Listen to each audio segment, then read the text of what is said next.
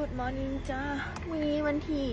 27เดือน9 2025เป็นการกลับมาเฮ็ดเวียกมื้อที่2แล้วในหอบหลายเดือนแล้วก็ ตื่นเช้าในหอบหลายเดือน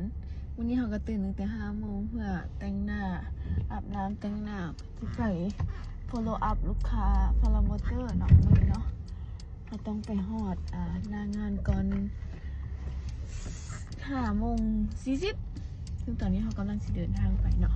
ยังไงไปเบิ่งน้ำกัน อ๋อหอสถานีรถสุดเจ้าปรากฏว่าฉันอยู่คนเดียวจ้า สัญญาณเด้นัดฉันมา5:40นี่ตอนนี้ฉันมาฮอด5:41แต่ว่ายังไม่ทันมีผู้ใดมาอากาศยังซีไม่ชอบเลยนะบกล้าลงรถใดในที่สุดลูกค้ากลับมาฮอดเนาะตอนนี้ก็เป็นเวลาอยู่6 โมงแต่ว่าฟ้าแจ้งไว้ได้เนาะเมื่อกี้มาฮอดยังมืดอยู่เลยยาน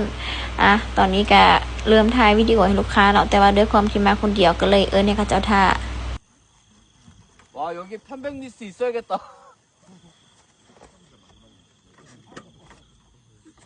แป๊บนึงเดินทางก่อนคนเดียวถ่ายพร้อมกับมาได้เด้มันมุ้ย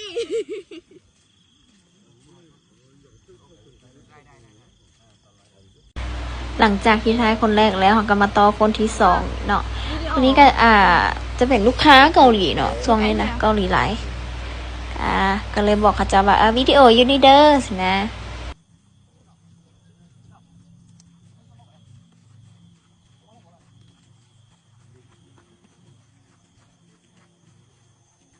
เอาปะวิดีโอlook at here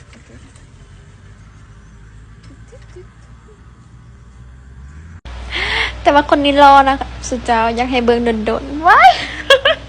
ตอนที่แบบอันนั้นมาผู้ดีรอไว้ยองลูกค้าแล้วนึง เขิน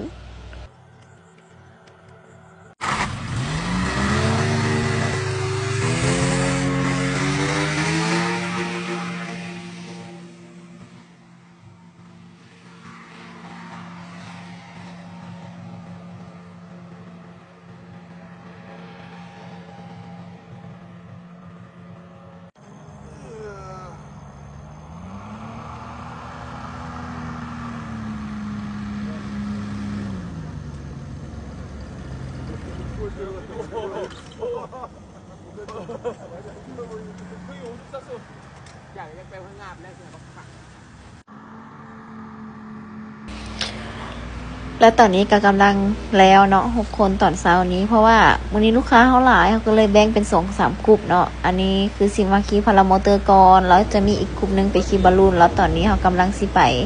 ส่ง6 คนนี้ไปบอลลูนแล้วเอาคนที่ขึ้นบอลลูนหันกลับมาขี่พารามอเตอร์อีกบัสนึงโอเคตอนนี้เรามาทางไปเนาะอันนี้บอลลูนกำลังสิลงเจ้ามื้อนี้ลงอยู่แถวกลางหน้าบรรยากาศดีอากาศดีแฮงมึงสิเอาโฮมให้เบิ่งเด้อแบบทีมงานคุณภาพนะไปใส่ก็เอาลงได้ดิ งามบ่แบบป่านพับแต้มตอนนี้ด้วยความที่เป็นลูกค้าเดียวกันนะเขาก็เลยให้คนเข้าคนออกนะพอเปลี่ยนกันแล้วก็เปลี่ยนแก๊สเปลี่ยนอีกอย่างเรียบร้อยเนาะทุกๆเทื่อเขาจะเช็คเบิ่งทุกอย่างเลย safety first ถ้าว่าไผ่มาลินบางเวียงอยากไปลองลินพารามอเตอร์บอลลูนก็สามารถติดต่อเฮาได้เด้อบริษัทเฮาจะมีทุกอย่างเลยจ้าครบจบบอนเดียวเลยจ้าราคากันเอง นี่คือลูกค้าทั้งหมดเลยจ้ารอบ่มักผู้ใดสนใจผู้ใดทางมาเด้อ ไกด์เกาหลีบางคนก็รอได้สุดจ้าแต่เรื่องโซดบ่โซดหันไปล้มกันเองเด้อ เดอันนี้ก็ไอ้บาวเพิ่นไว้แอกสกองขนาดเลยตาหักตาแพงอยู่เด้อยำกระจอมบ่ใจหายนี่นะ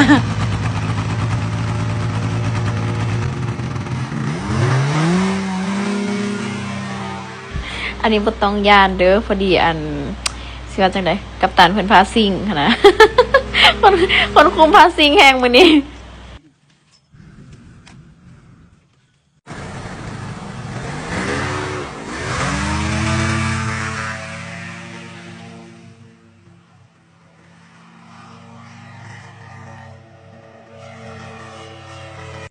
โอเค ตอนนี้กันลงมาเป็นที่เรียบร้อยจะสำเร็จภารกิจตอนเช้า